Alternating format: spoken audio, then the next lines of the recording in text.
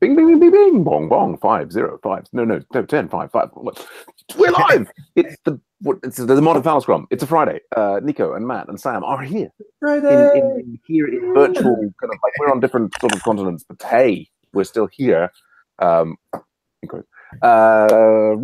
This morning, I've been working with Cucumber in Node.js, and yeah, it was all on this private project that I'd like to be open source, but it's not, and that's a shame. But they're letting me blog about it, so I'm blogging about it recently. So that's kind of fun.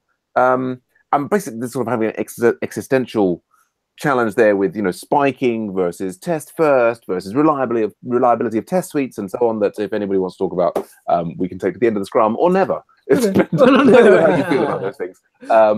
So yes. Oh gosh, what else is happening? Yeah, we've got the deep learning mob is coming up. We didn't do the React mob today due to temporal confusion. We've got the Agile Dev mob coming up later on. We've got the async voter meeting coming up later on. That's about the size of it. We are still kind of blocked on being able to deploy Jitsi servers via Docker files. The discussion continues there with the Jitsi people and the Docker people. That's fun. I guess we'll look at that at least briefly in the Elixir mob on Monday. But yeah, that's my updates. Nico. No, I think Matt, you're in first. Matt, how are things with you? Things are good. I posted there yesterday. I don't know if you saw. I've started on GitHub. I've given you a star. It's nice. Oh, thank you. And I ran into, so then I was ready for the client, to use, but then I started thinking, but it would be really nice if you could add a client to the sale, So then I ended up creating a new tests and creating a client model and all that kind of stuff. But then I ran into problems that I posted there on the Agile yesterday, where I could see that it was the implementation was working, but the test wasn't passing, right. And I like hours trying to figure out what was wrong with it. And in the end, I needed to actually create a client inside the test and then revisit the site so that it would populate the drop down, the select box. It was rather simple. And I feel like I tried it and it didn't work. But then I don't know, maybe anyways, when I circle back around, which was cool because actually I learned a lot more about Capybara and the helpers that are available and about save an open page and actually configuring it to actually save to a temporary file and opening it in the browser, so I could actually see what Capybara was seeing, so I could verify that it was actually not being populated. So that was cool. Good stuff. It's always fun to get past the block, Yeah. Indeed. So, and you're sort of coming at this from you did the edX Rails course, and then you also did like the Michael Hartle tutorial, and that's where you're sort of like you're using that knowledge to try and help build the Rails app, right? Yeah, basically. To be honest with you, I haven't actually finished the EDX course. It's on my list. It's hard to. I have lots of courses, and sometimes it's difficult to decide what to do with my time, whether to help out with some open source project like Unfunk or Wiki, or to do my own kind of ideas of just looking around my life and like, I could build an app for everything and make my life better, or to study and try to understand the concepts better before. And I've got back, actually. I'm not really blocked, but I've got back to a point that I was at before with the same program that I'm doing, which is to use nested forms, which I don't know. I found a video from Ruby on Rails podcasts like that I'm thinking about following, but I'd like to get your advice maybe before jumping into it. Yeah, you articulate the conundrum that many of us face. Indeed, so good show. Yeah, let's hear about Nico's conundrums. Maybe he doesn't have any. Maybe it's just all clarity today. How are things going? Today, I did the removal of Mercury, so it's not longer in the pull request, at least in the pull request that I have created. And the only thing is I need you to check it because I don't know what we want to do with the documents. I mean, by using the documents GitHub approach, it will be the best. But I don't know if you want to include it in this pull request or in another story, because it will. I don't know. I think that it won't take longer. But anyways, we can discuss about it. Yeah, that I have no blockers. I've been working on that. So yep. All right. Good stuff. Well, I think that's then our Scrum. And now we can move into the after Scrum. After Scrum mode, we can relax, let our hair down. Not that I have much hair left, unfortunately. It's a hazard of being older. Yeah, as a general answer to the question about that you were just asking about your pull request, Nico, on I guess I would be tempted to, like, before I would have been like, yes, let's get Mercury out of there because it was blocking our Rails 5 upgrade.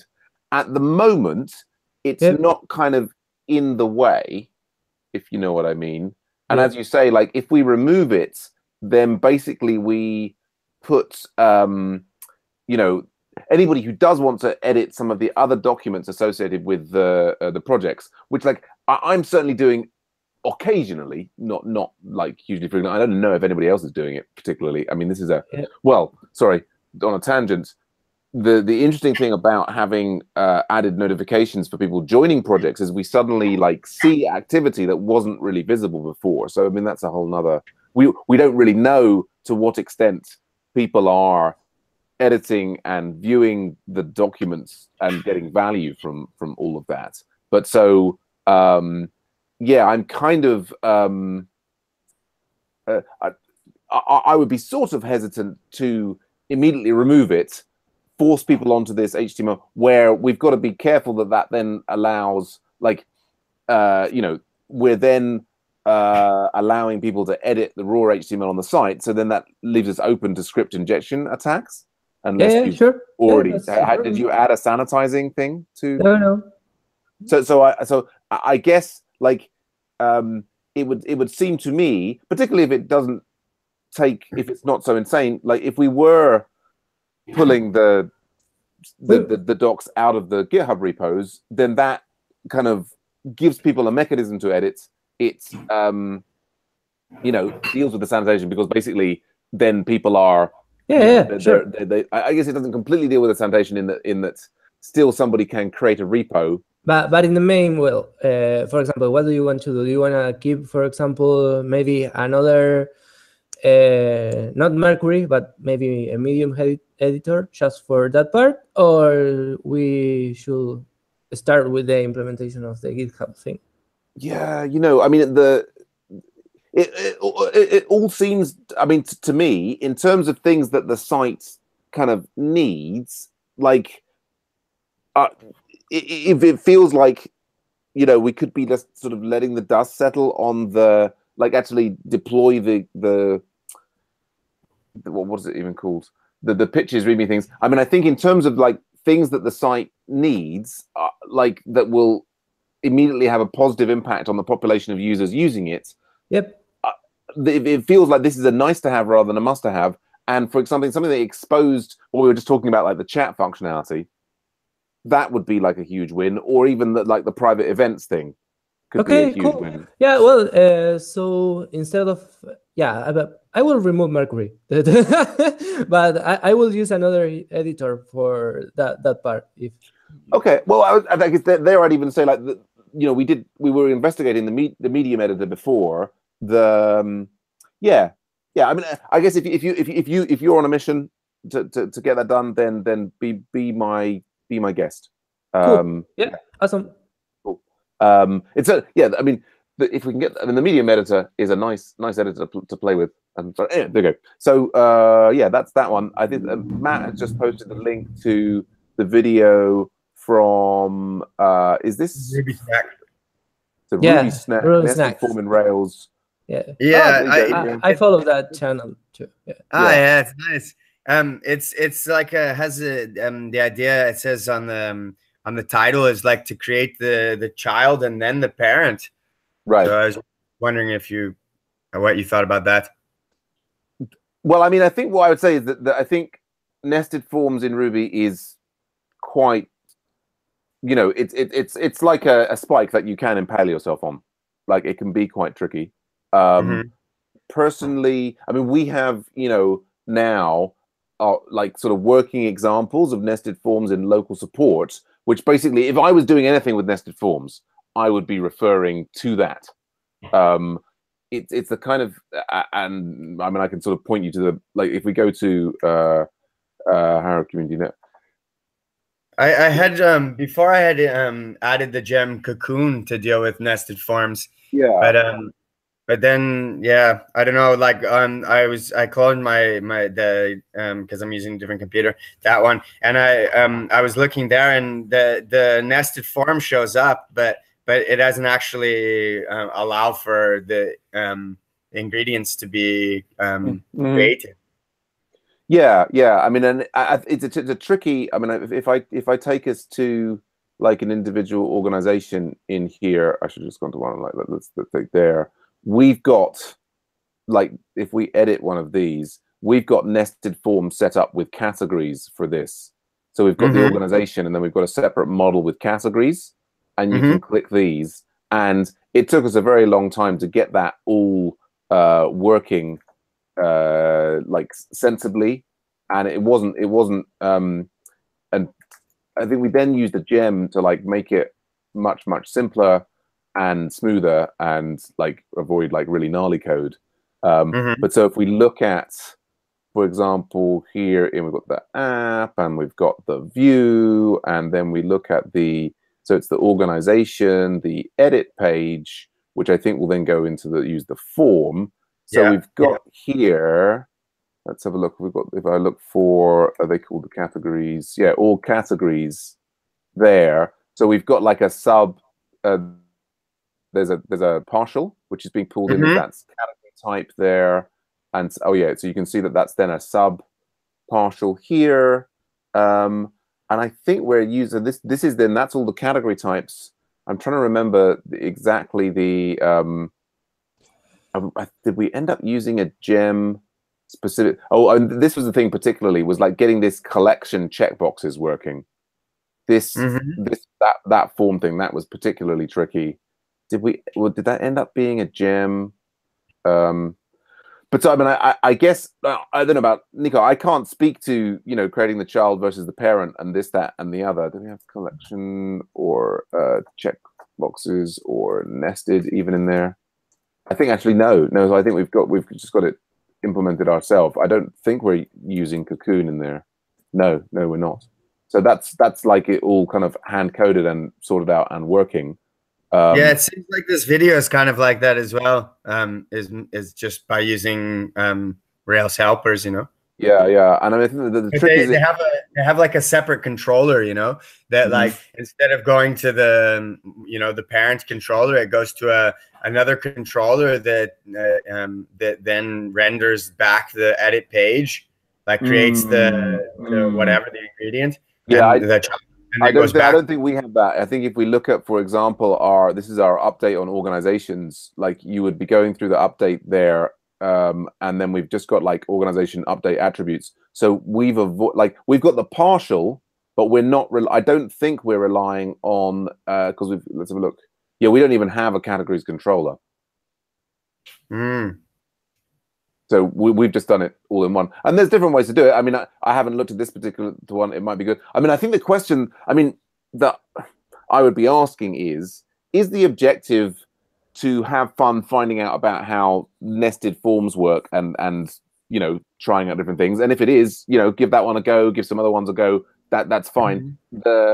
If it's a question of like, I really want to get this site built to deliver some value to somebody, then that's sort of what all of the whole edX course is about test driving that development. But I think it's actually very difficult to test drive development when you're unsure about just how to get the thing working in the first place, if you know what I mean. So which connects back to my issue there, is like what I'm doing in this. I've got this Electron project with like a lot of code with like there's thousands of lines in files, and there's functions and that are like 20, 30, 40 lines long, and I want to be kind of driving it from this is the test of the what's valuable to the user, but Mhm. I have to spend time kind of poking at it to work out what's even possible to do, because I don't want to set up a test for something that then I find out is like completely impossible. Do you know what I mean?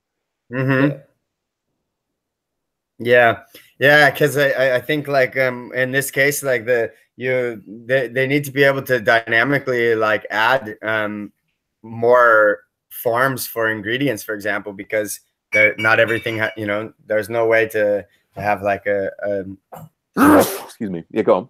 Yeah, you've got like a recipe, and then it's got some ingredients. It's kind of like the sub model associated with it, right? Yeah, exactly. Yeah. So yeah. like to dynamically add them is because then I was thinking, well, then you'd have to be able to, like, with the click of a button, be able to add columns to the model. But then if you you'd have it in separate tables. Go on, Nico. What you can do there is you can add a JSON attribute that it will hold the different type of recipes that you want to handle and with the different ingredients. So if you just save a JSON as an attribute as a column in your form, you will save the object, and after that you can build the form based on the JSON that you are saving.